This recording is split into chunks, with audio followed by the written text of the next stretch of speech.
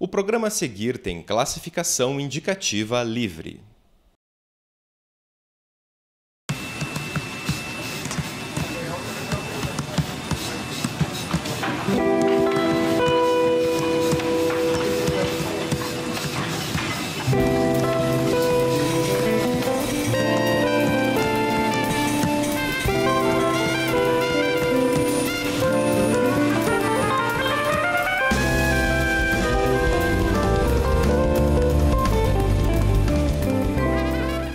Olá, está começando mais um Sobre a Mídia, um programa que debate o jornalismo brasileiro e outros temas relacionados com a comunicação.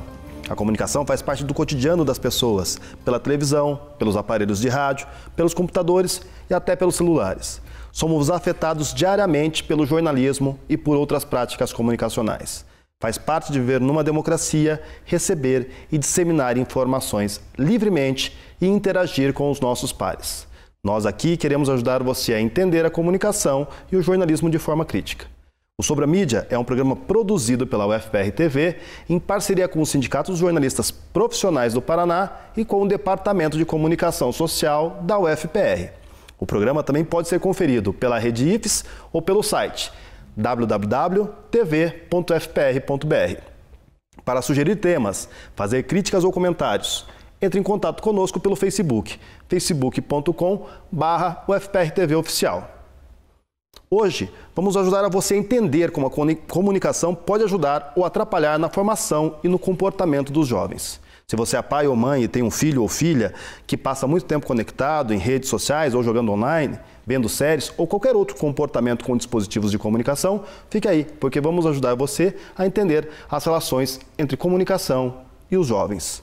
Para falar sobre esse assunto, eu conto hoje com a presença da coordenadora da pós-graduação em comunicação da UFPR e pesquisadora na área de comunicação e educação, a professora Regiane Ribeiro. Muito obrigado, Regiane, pela sua participação no Sobre a Mídia. Obrigada, fico feliz com o convite. E também conto conosco, aqui no estúdio, com o professor Guilherme de Carvalho, pesquisador na área de educomunicação e coordenador do projeto de extensão da UFPR-NCEP, Núcleo de Comunicação e Educação Popular. Guilherme, obrigado pela sua participação aqui mais uma vez. Obrigado, eu que agradeço. Também mais uma vez para um debate. Okay. Somos cada vez mais uma sociedade conectada. A internet e os processos mediados por ela vieram para ficar e alteram nosso comportamento. Os mais jovens são os mais afetados, os que aderem mais rapidamente às novas práticas sociais. São nativos digitais. Como isso interfere na formação da nossa juventude? Como preparar nossos filhos para conviver numa sociedade com tamanha presença dos meios de comunicação, na TV, na internet, na publicidade e até nos jogos eletrônicos?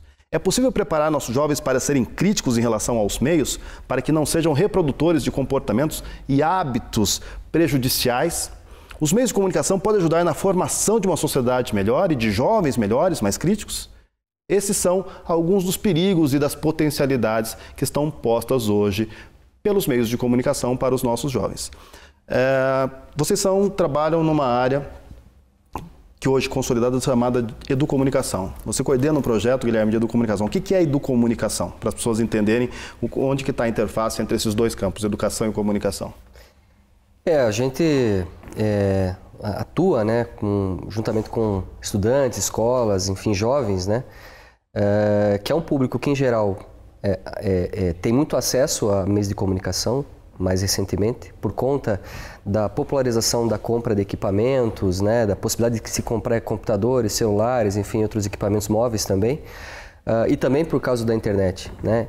Então, uma das coisas que a gente procura fazer no desenvolvimento da educomunicação é justamente tentar associar elementos da comunicação, ferramentas de comunicação que são utilizadas por esses jovens, para que eles consigam desenvolver, a partir das atividades que eles vão desenvolver de comunicação, um processo também educativo nesse sentido, né?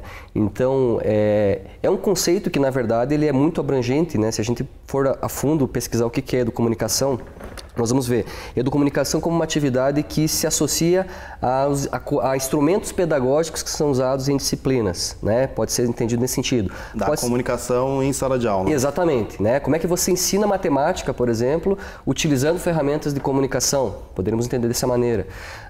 Pode ser entendido como oficinas que você desenvolve dentro de sala de aula para atividades específicas relacionadas à comunicação. E nesse sentido, de que maneira as trocas de informação, o próprio uso da ferramenta, a elaboração de uma rádio escola, de um jornal da escola, quer dizer, tudo isso acaba sendo agregado como atividade que também contribui para o processo de formação do aluno.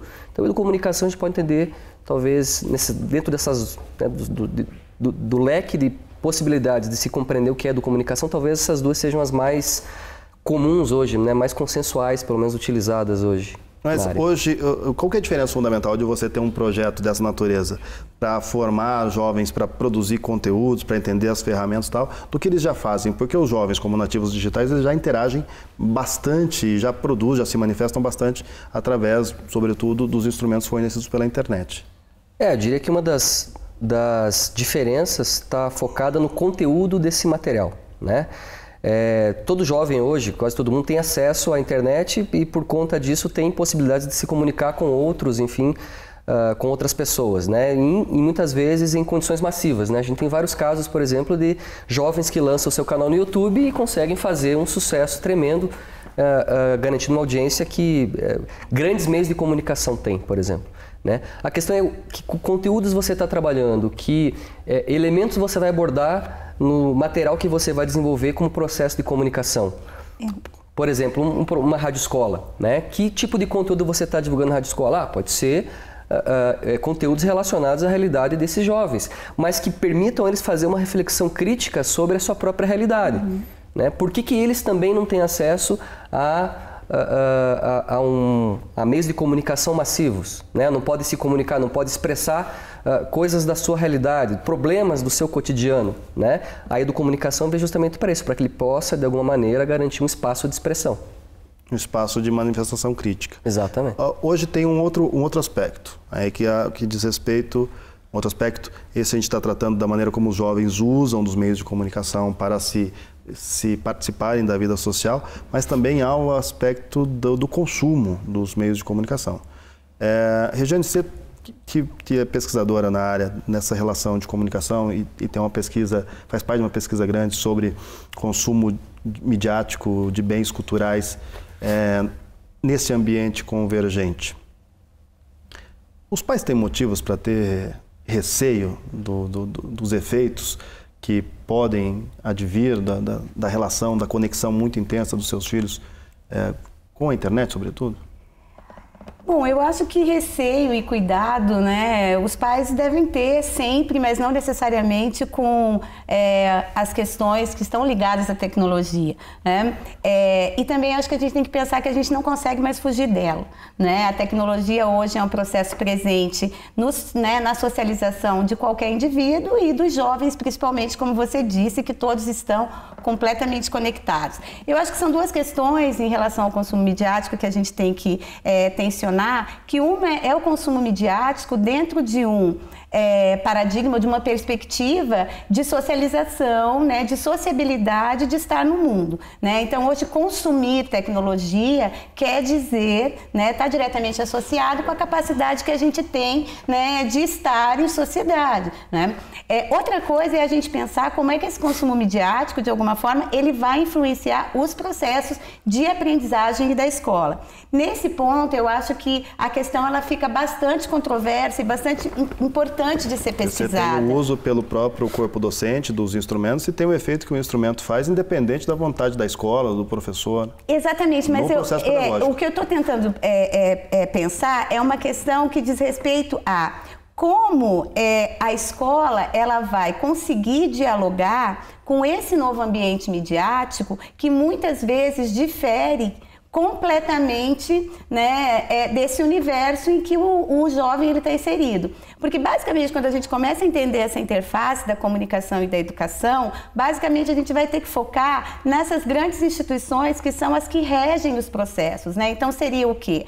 os meios de comunicação propriamente dito e a escola ainda como a grande instituição, né, dentro dos processos de aquisição de conhecimento por esse jovem. A escola, ela vem de uma herança de ser um espaço muitas vezes fixo, né, que não se relaciona com o que está de fora, né? Então a escola, ela ainda mesmo na universidade, né, a gente ainda tem com os nossos alunos, né, no curso de comunicação, em qualquer outro curso, a gente ainda tem uma sala de aula que se apresenta com as cadeiras, né, da mesma forma, com o professor da mesma forma. A gente ainda, por mais que você tenha acesso a recursos tecnológicos, nem sempre o professor ele tem condição de acessar esses recursos. Então a gente tem um espaço que é o espaço da escola, que é um espaço postiço, que a gente, né, costuma dizer que não se contamina com o que está de fora, né? E que tem uma dificuldade grande para fazer isso. A grande questão se comunicar com o que está de fora faria a escola se tornar diferente. O que acontece com uma sociedade mediatizada e com esses processos de você viver o mundo a partir das redes sociais ou a partir da internet, faz com que esse jovem ele esteja fora da escola o tempo todo à medida que ele navega e consegue buscar qualquer tipo de conteúdo. Então, isso dificulta mais ele se fixar num processo de educação tradicional.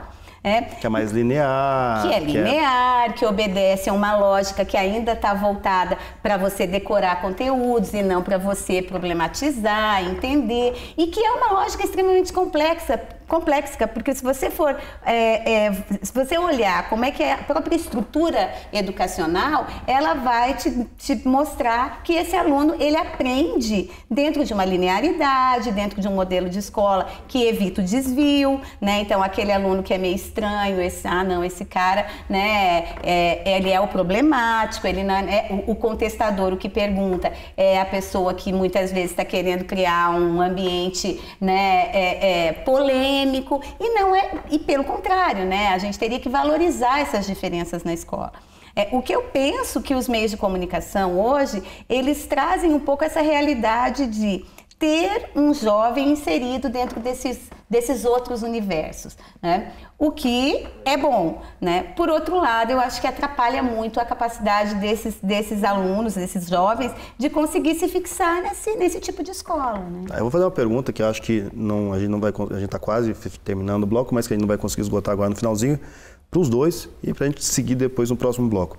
A escola, diante dos meios de comunicação, se torna um espaço hoje muito desinteressante para os jovens? Eu acho.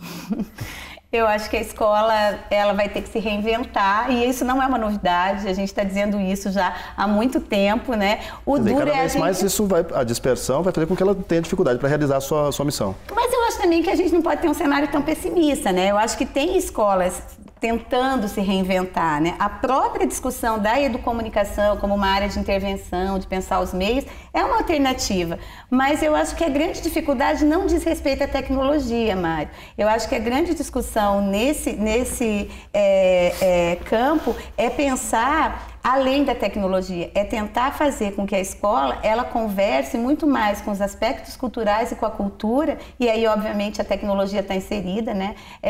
Do que assim, necessariamente a gente pensar que são os dispositivos móveis que estão fazendo a escola mudar.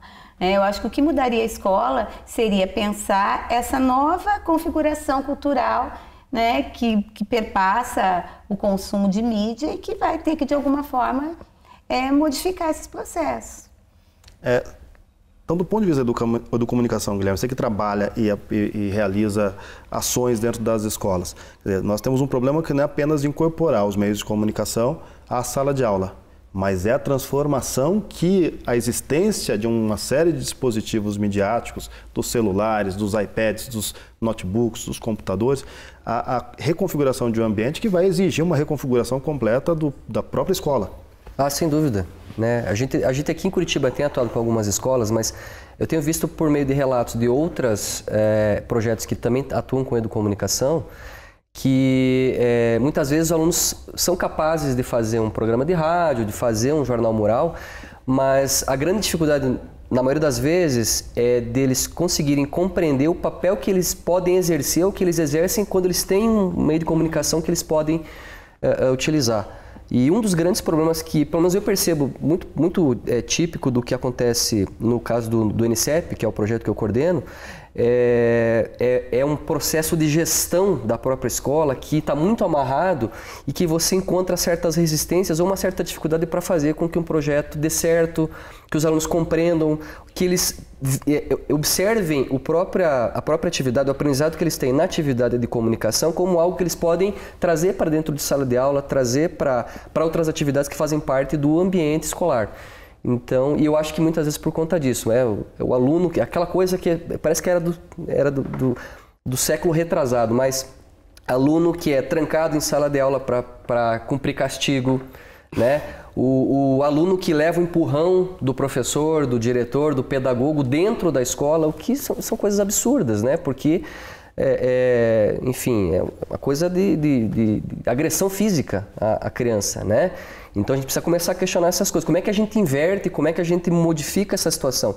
E aí, nesse sentido, acho que talvez, né? Eu não estou dizendo que a educomunicação é a saída para tudo, mas pode ser uma das opções que a gente pode adotar para pôr isso em debate dentro da própria escola e trazendo aspectos culturais, utilizando ferramentas de comunicação que podem ajudar nesse sentido. Não é uma coisa que vai resolver, não é uma coisa que vai resolver do dia para a noite, não é implantando um projeto de comunicação que você resolve um problema de gestão de escola, porque é um problema muito mais amplo do que enfim, né, do que um caso particular. A gente tem que resolver isso em outras esferas também, né? Acho que tem a ver muito com o que a Regiane estava falando. Ok, então encerro aqui o primeiro bloco do Sobre a Mídia. Hoje estamos falando sobre comunicação, educação e juventude, né? Com os professores Guilherme de Carvalho e Regiane Ribeiro. Voltamos daqui a pouco para o segundo bloco, conversando sobre esse mesmo tema.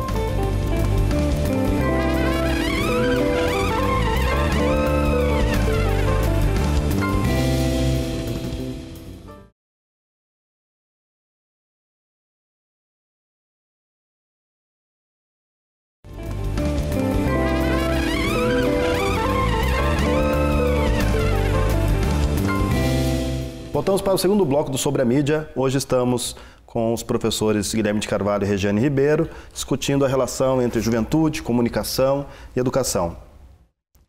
As escolas não sabem muitas vezes como reagir diante de jovens que são muito conectados. O que vocês acham de escolas que tentam desconectar o aluno quando ele está no espaço da escola? Fazer com que ele se livre ou se desligue dos dispositivos que o conectam com o mundo?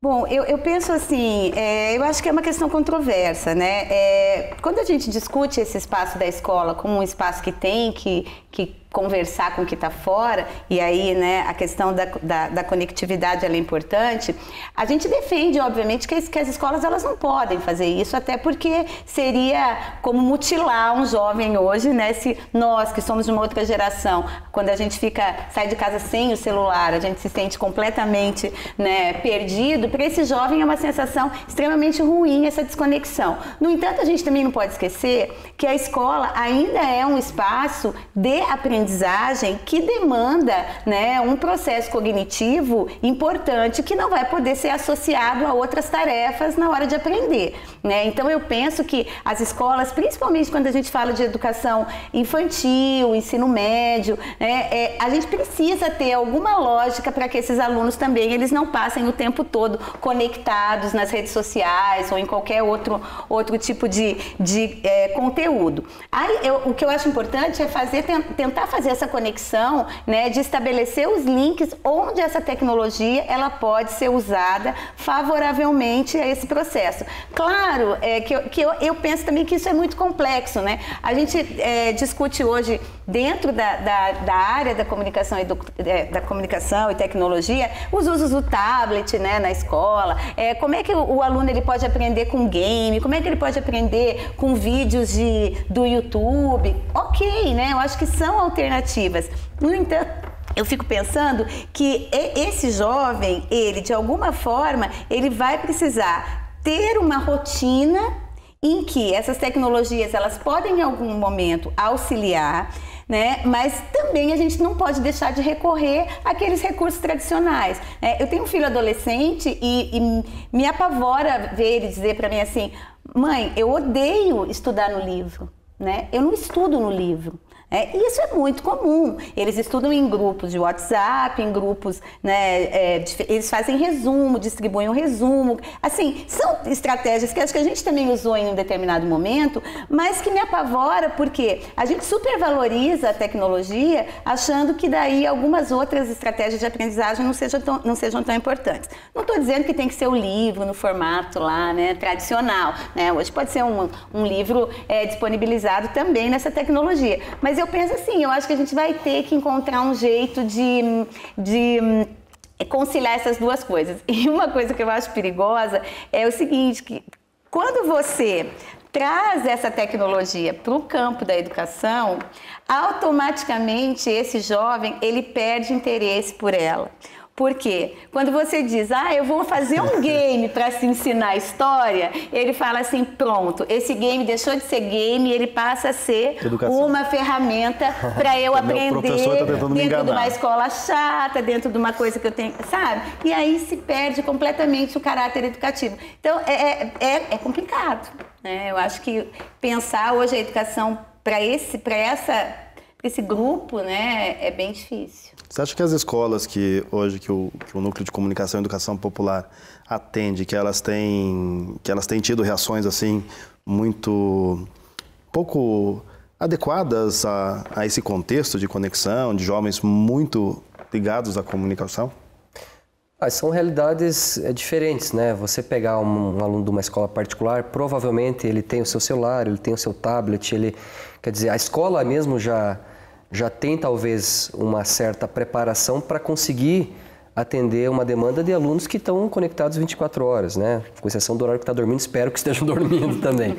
Mas são realidades diferentes, por exemplo, de algumas escolas públicas que a gente tem acesso. Alunos que não têm aparelhos, não têm acesso à internet, não têm acesso a computador, que são dificuldades que vão refletir futuramente na própria expectativa de vida dessa pessoa, dessas crianças, né?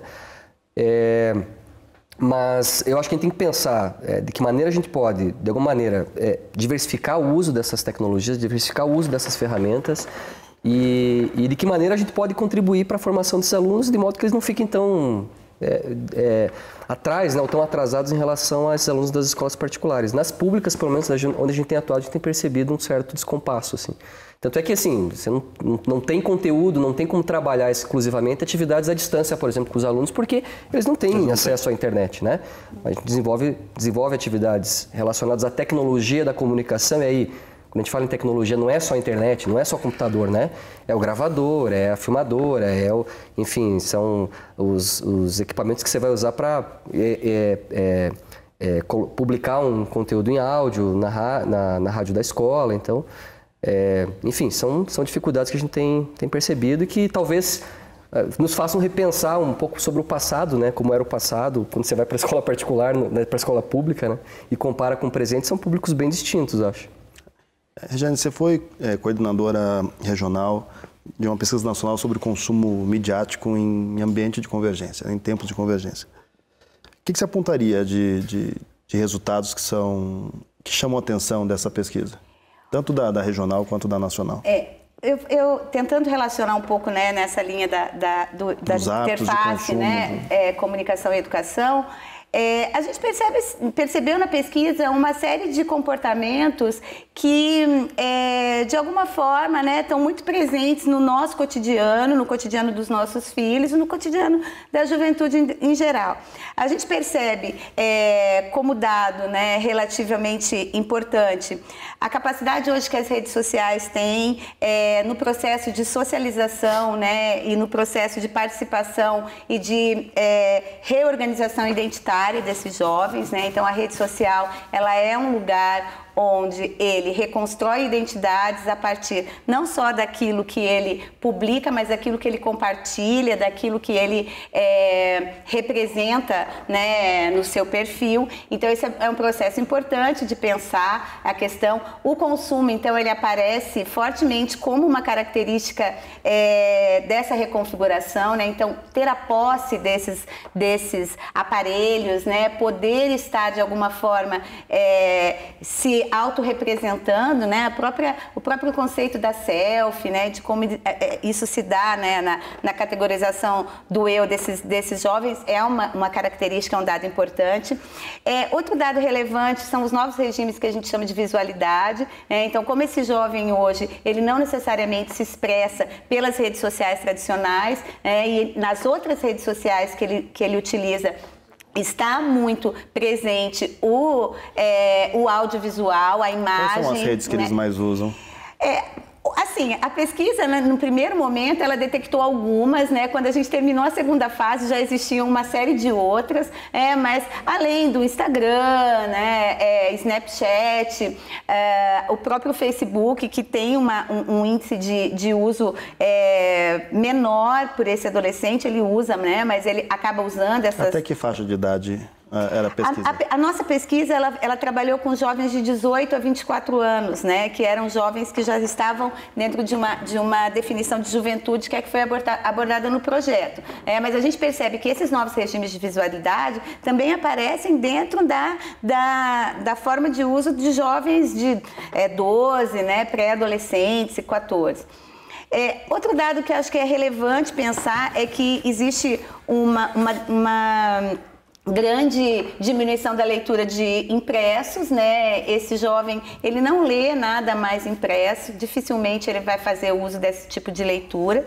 Quando você pergunta o que não significa que ele leia menos do que o jovem de antes. Não. Talvez não, não foi um dado que a gente não mediu, mas eu acho que não significa. Ele não lê no papel. Não lê no papel. Agora, o que não significa também que ter acesso a muita informação quer dizer que ele está lendo mais ou que ele está mais bem informado, né? A gente percebe que também essa forma de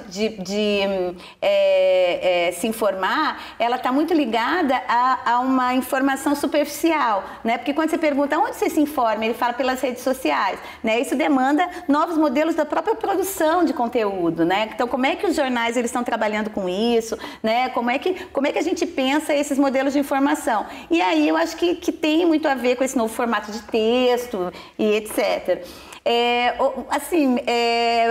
As redes sociais, né? Como eu falei, como mecanismos de informação. O consumo de séries, né, e de música é algo assim extremamente interessante de você olhar como é que esse jovem ele consome, né, as narrativas ficcionais. Isso é bacana porque isso demonstra uma mudança também total em como está, como eu falei, vem mudando a questão da produção, né? No último relatório do Obtel, né, que é um observatório que trabalha com a questão da televisão no Brasil, já deixou isso claro, né? Que vem caindo o consumo de telenovela, vem caindo o consumo das novelas compridas. Então, hoje você começa a fazer produções que têm menos capítulos. Por quê? Porque existe um novo formato de recepção, né, por esse jovem. Esses acho que foram alguns, né, dos dados que a gente conseguiu com essa primeira fase da pesquisa.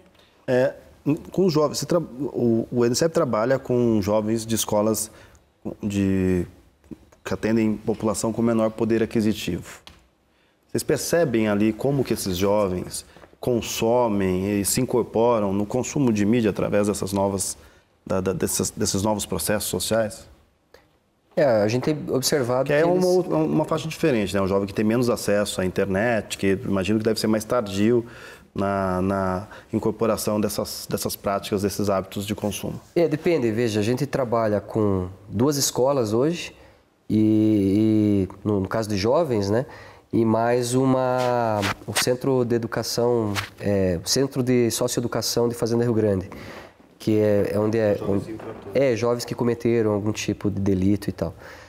São públicos bem distintos, né? Também distintos, porque você vê que no ambiente como o do Sense, por exemplo, os jovens têm menos acesso ainda, né? Em geral, em situação de risco, quer dizer, uma situação mais complicada, e acaba diminuindo o grau de acesso a tecnologias que lhes permitam se comunicar. Por outro lado, talvez mais suscetíveis aos conteúdos que estão disponíveis do ponto de vista dos meios de comunicação de massa. E eu digo isso porque os conteúdos que são produzidos ou que eles se espelham para produzir, que eles têm como referência para produzir dentro dessas atividades educomunicativas, são conteúdos que estão relacionados a esse consumo midiático, né? Enfim, é o funk, né? Não estou desmerecendo o ritmo, o estilo, não é nada disso, né? Mas são estilos que ganham mais repercussão na mídia de massa. Né? Que é o que ganha repercussão, que tem mais também exposição nessas redes. Exatamente. Sobretudo no YouTube. As histórias que são desenvolvidas para radionovelas, por exemplo, são histórias que se baseiam nas novelas das grandes emissoras, né? Para a gente ter um comparativo aí, né? E é bacana isso, né? Porque isso é uma coisa que a pesquisa detectou, porque como ela foi feita nacionalmente, a gente conseguiu comparar dados, né, de estados muito diferentes, assim. Então, quando você olha o consumo midiático nas regiões do Sul, né, Paraná, Santa Catarina e Rio Grande do Sul, a gente percebe que existe uma uniformidade dentro das formas de consumo. Mas quando você olha, por exemplo, o consumo de uma região norte, nordeste, você percebe nitidamente que dentro desses conceitos de cultura popular, as diferenças em relação ao consumo de música, ao consumo principalmente de música, eu acho que é uma coisa que é forte e é bem regional, né? Mas eu penso, Mário, que talvez, falando da educomunicação, né, e o Guilherme ele tem falado bastante falou bastante dessa coisa da produção, né, do NCEP, né, e de como fazer esses alunos produzirem, eu acho que isso é bastante importante, né? Porque essa capacidade do aluno produzir dá para ele um tipo de empoderamento no sentido de pensar, né?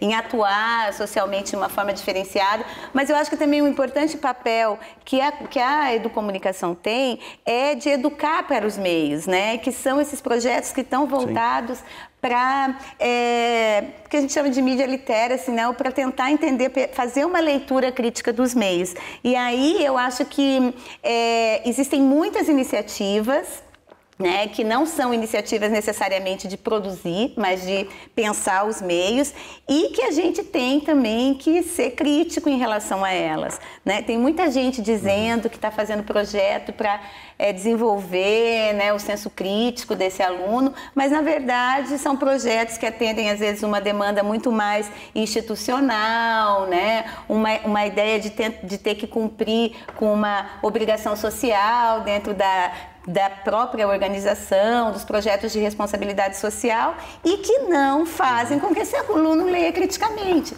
né?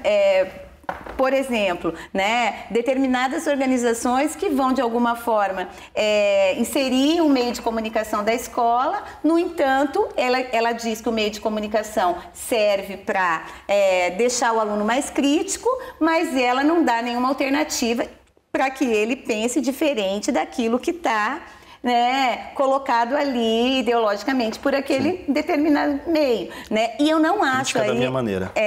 Mas aí critica do meu jeito. Mas aí também acho que não é uma culpa das organizações. Eu acho que algumas organizações são sérias no sentido de fazer isso. Eu acho que aí entra uma outra discussão, que é a capacidade do professor e da escola, enquanto mediadora, tensionar isso. Porque daí é o professor que vai ter que dizer, poxa, é bacana essa visão, mas tem essa aqui, né, que contrapõe a essa, e o que você acha que é a real, né? Ou será que existe uma real? Mas né? aí o problema é que a gente fica sempre dependente de um professor que tem um pouco mais de uma reflexão mais crítica e tal, para poder fazer uma coisa dessa funcionar. Né? E aí é isso que nós não podemos deixar acontecer. Né? Tinha que ter um plano de educação, um plano que venha governamental para repensar a própria educação. Eu estou com o tempo estourado, a gente volta aqui no terceiro bloco para falar sobre a questão de como ensinar os alunos a terem posição, os jovens a terem uma perspectiva crítica em relação à mídia. Então a gente encerra aqui o segundo bloco desse sobre a mídia, hoje falando sobre comunicação, educação e juventude, com os professores Guilherme de Carvalho e Regiane Ribeiro. Voltamos daqui a pouco para o terceiro bloco.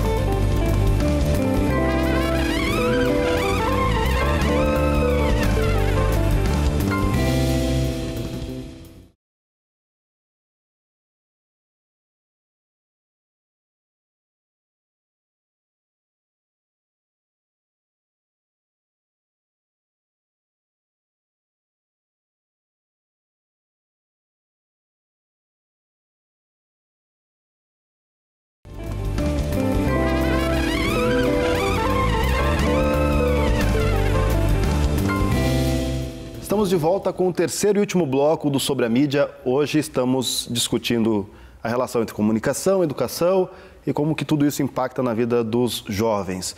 Aqui no estúdio, o professor Guilherme de Carvalho, coordenador do Núcleo de Comunicação e Educação Popular, que trabalha na área de educomunicação, e a professora Regiane Ribeiro, coordenadora da pós-graduação em comunicação e pesquisadora na área de comunicação e educação. A gente estava falando sobre ensinar, preparar os nossos jovens para ter perspectiva crítica em relação aos meios de comunicação. Me parece fundamental porque se você tem um instrumento que produz um tal efeito na sociedade, é fundamental que as pessoas tenham um espírito crítico em relação a isso. Mas como fazer para que a escola, que a gente forme jovens críticos em relação aos meios, mas não seja uma crítica dogmática, uma crítica numa única perspectiva, seja mesmo ensinar para ele a capacidade de pensar criticamente e não de pensar a crítica por um viés de crítica específico aos meios de comunicação. Como que a gente vence esse desafio? Como que a escola vence esse desafio? Eu acho que esse desafio, ele é vencido exatamente por pensar um pouco sobre a perspectiva do que a educomunicação propõe, né? Na verdade, quando a gente fala em educar para a comunicação, necessariamente a gente teria que educar esse professor que ainda é o mediador em sala de aula para que ele tenha competência para poder discutir a interface da comunicação e educação. Então, para que ele consiga entender como inserir os meios de comunicação e como fazer com que os alunos sejam críticos em relação a não só ao que eles leem, ao que eles assistem, mas a como esses produtos, né,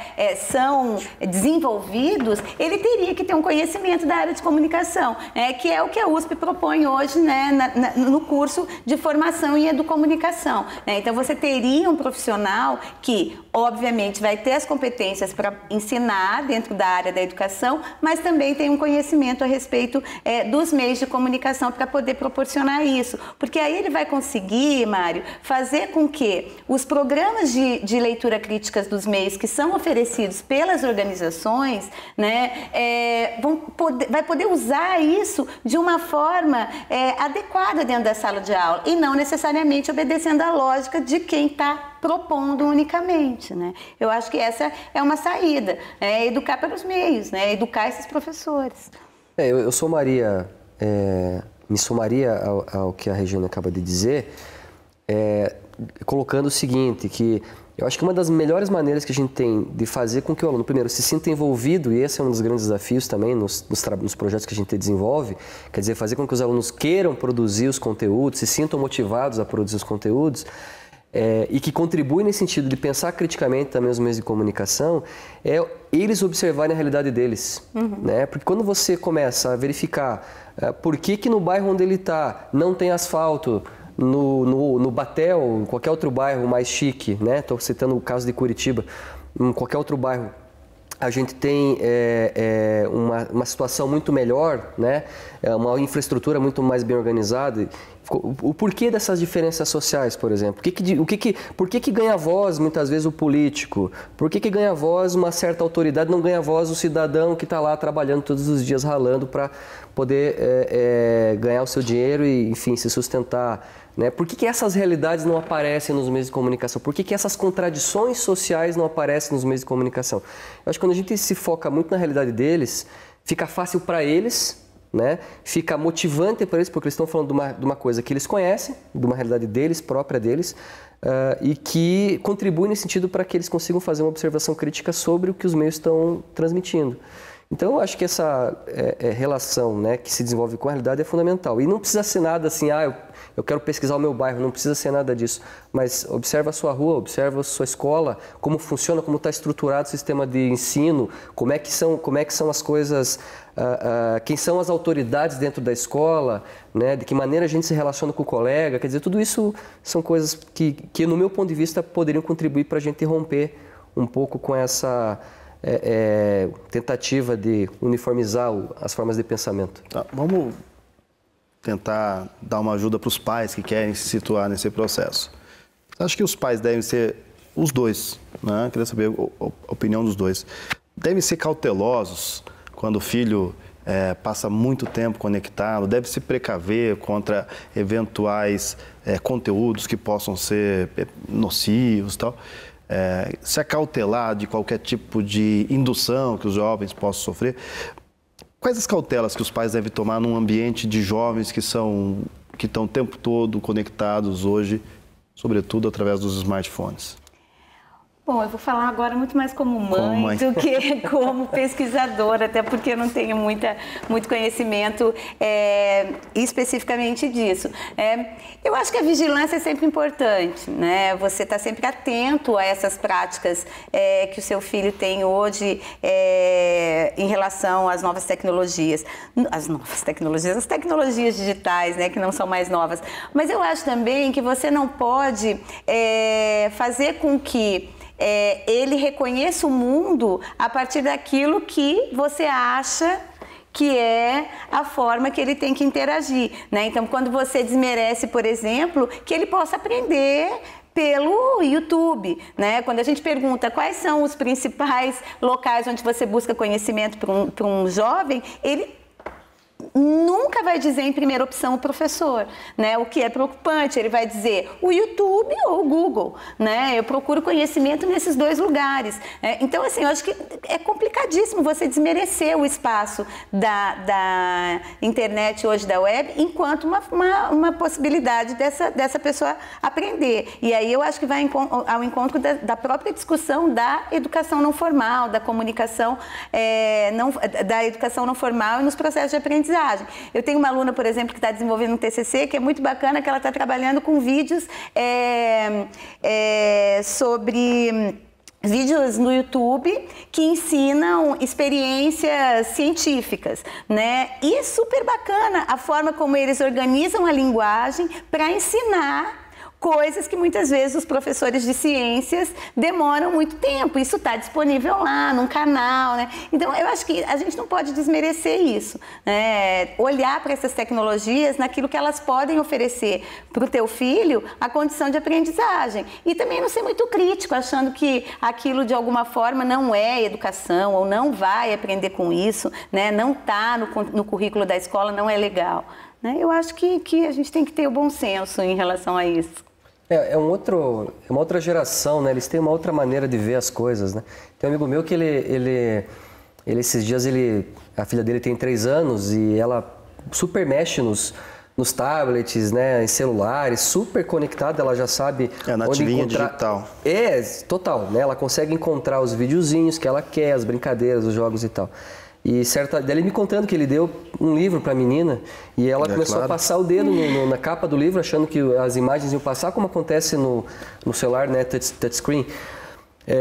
Enfim, são coisas que eu acho que é nesse sentido que os pais têm que estar um pouco mais abertos para compreender que muitas vezes quando o menino, a criança, enfim, a menina está mexendo no Facebook, não é só para bater papo, não é só para conversar, mas é também para buscar conteúdo, para trocar informações. De qualquer forma, é bom saber o que o jovem está fazendo, claro, porque tanto pode fazer uma pesquisa sobre um vídeo no YouTube que ensina algumas experiências químicas, que ensina física, como pode estar também gastando tempo só com interação social e tal. Mas a questão é que me parece que mesmo a interação social você já tem um processo de aprendizado nisso, porque uma das grandes características da internet que eu tenho percebido, né, é essa capacidade das pessoas serem solidárias umas com as outras, né? Ou seja, você coloca uma pergunta lá e daqui a pouco tem alguém respondendo, você pede informações sobre algo e alguém te ajuda te dando links, dicas de como você pode construir um trabalho da escola, por exemplo. E entre colegas, isso, e pessoas que ele nunca viu na vida. Então, a diferença entre o que é útil e o que não é útil durante a navegação na internet é uma coisa que me parece que ficou muito mais difícil de você conseguir identificar, né? A linha está muito tênue nesse sentido. Então, querer limitar a quantidade de horas pode ser ocioso. Quer dizer, pelo quadro que vocês estão pintando, a escola tem um problema bem mais sério, né? Porque ela tem que se reinventar, porque ela não está só apenas sendo afetada pelas novas tecnologias. Em muitos casos, ela está sendo substituída e superada por essas ferramentas, pelo YouTube, pelo Facebook. Mas a gente não precisa nem ir para a escola. A gente pega o exemplo nosso aqui em sala de aula, né? Nós 3 somos professores aqui do curso de comunicação. Você muitas vezes está falando de um assunto que um aluno já está sabendo muito antes e já tem outras informações sobre aquilo que você está falando, porque ele teve acesso à internet e conseguiu pesquisar e viu outras coisas que nem você tinha visto. Então, é uma obrigação, a gente tem que talvez repensar de que maneira o professor tem que se portar em sala de aula. Não pode mais ser o cara que chega na sala como o sujeito que sabe tudo.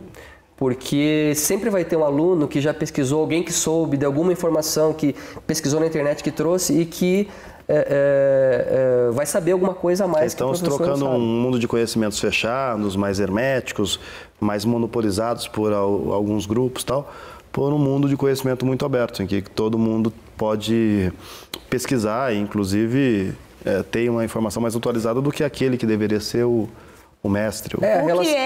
O que eu acho super, né, bacana. No entanto, eu acho também que a gente tem que ter dentro da sala de aula, enquanto, né, esse mediador, né, somos professores, a gente também tem que ter o time de entender até que ponto, né, essa condição de acesso à informação que o aluno tem dá o direito, muitas vezes, desse aluno, né, desconsiderar conteúdos que são fundamentais dentro do processo de aprendizagem.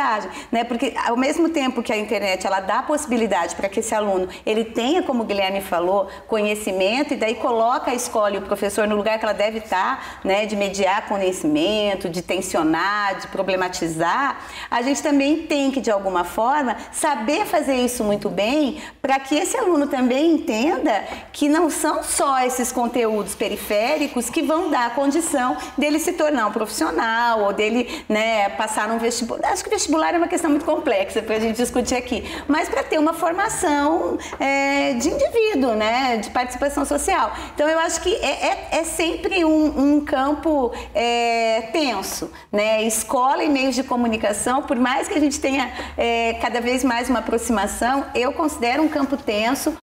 O problema é que daí você tem que fazer com que o professor e os pais entendam, compreendam o que é a internet, naveguem, vão lá acessar as coisas para também fazer esse processo de mediação, para saber dizer para a criança, enfim, para o adolescente, olha, isso aqui é legal para você pesquisar, isso aqui não vai somar, entendeu? Então são coisas que, enfim, de todo modo, quem fica na berlinda mesmo são os pais e os professores. Quer dizer, o desafio para a escola é grande, mas as perspectivas não são até bastante positivas. Eu acho que a escola ela vai encontrar uma forma de pensar, já está encontrando, né? Existem, assim, iniciativas bastante positivas. Ok. Regiane e Guilherme, muito obrigado pela participação de vocês. Foi um debate muito produtivo, mas estamos, infelizmente, chegando ao final deste programa sobre a mídia. Um programa que debate o jornalismo e a mídia no Brasil. Na edição de hoje, debatemos a relação entre a comunicação, a educação e os jovens. Recebemos aqui nos estúdios da UFPR TV a coordenadora da pós-graduação em comunicação da UFPR e pesquisadora na área de comunicação e educação, a professora Regiane Ribeiro. E o professor Guilherme de Carvalho, pesquisador da área de educomunicação e coordenador do projeto de extensão da UFPR NCEP, Núcleo de Comunicação e Educação Popular. O Sobre a Mídia é um programa produzido pela UFPR TV em parceria com o Sindicato dos Jornalistas Profissionais do Paraná e com o Departamento de Comunicação Social da UFPR. O programa também pode ser conferido pela Rede IFES ou pelo site www.tv.fpr.br. Para sugerir temas, fazer críticas ou comentários, entre em contato conosco pelo Facebook, facebook.com/UFPR-TV Oficial. Eu sou Mário Message Júnior e espero você no próximo Sobre a Mídia. Até lá!